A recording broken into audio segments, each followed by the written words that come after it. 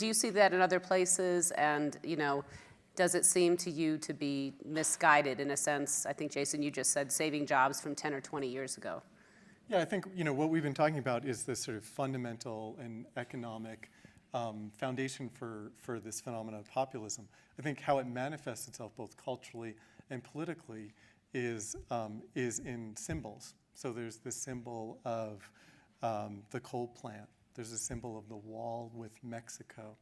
And what's clear is that a very well-reasoned economic argument about why we shouldn't pick a war with China isn't winning the hearts and minds of the populace. And so I would argue that one of the biggest challenges that that anyone, the answer moving forward from this is to not only solve the fundamental problems, but actually engage with the symbols in a way that respects the feelings of the people who have those symbols. Just on symbols, one of the reasons that the image of the girl crying, who we thought was separated from her mother, was so powerful, it was that it was this counter symbol to the symbol of the wall and the immigrant rapists and the other symbols that have been deployed. And it's among the reasons that the debunking of that had such political impact was because it was a counter symbol. So I don't know the answer to this, but do know that the reality is that a lot of the discussion is taking place on that level and not on the level that we're engaged in here about the macroeconomics. Arthur, you talked about Kentucky and the town in Kentucky. How do you feel about the importance of restoring manufacturing jobs in the U.S.? Well, let me play just for a second off of something that Jason said earlier, which was sort of in jest. He said that if we do all the best economic policies, which we've been talking about sort of ad nauseum for the past 45 minutes, you get like 4.7% improvement.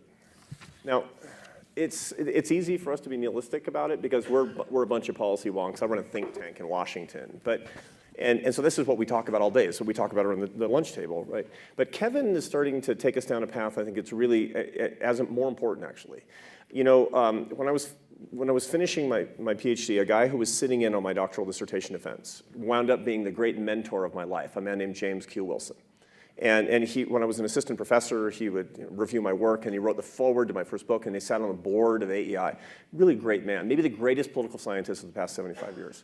And when I was, right after my doctoral dissertation defense, which went very poorly, by the way, he said, I want you to know something.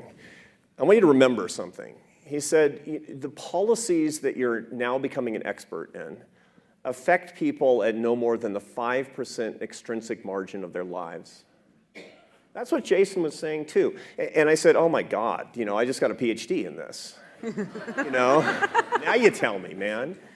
I said, what's the other 95%? And he said, mostly love.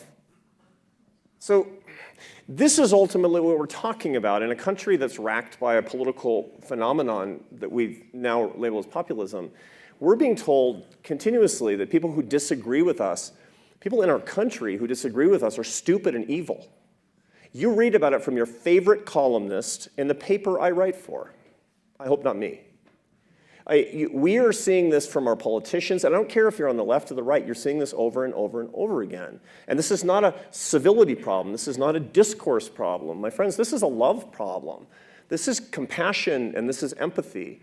And until each one of us, I don't care what your politics are, can actually say, I am going to listen to people I disagree with an open mind and an open heart. We're going to be manipulated, and a lot of people, millions of people are going to be manipulated